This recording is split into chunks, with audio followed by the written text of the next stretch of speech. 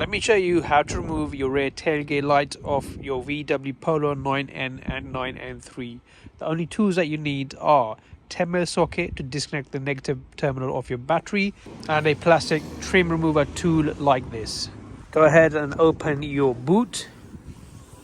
Then inside the boot behind your rear light, and you want to go ahead and remove this section backwards. Behind that you will have this bolt or nut, and you just want to unwind it anti-clockwise.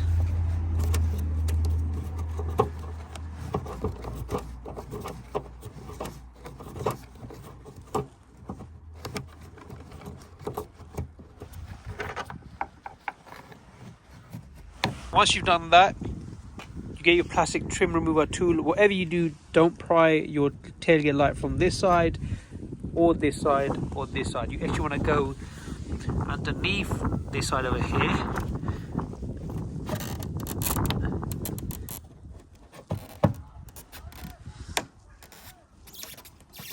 And you just want to pop the headlight up and you'll see it disconnect.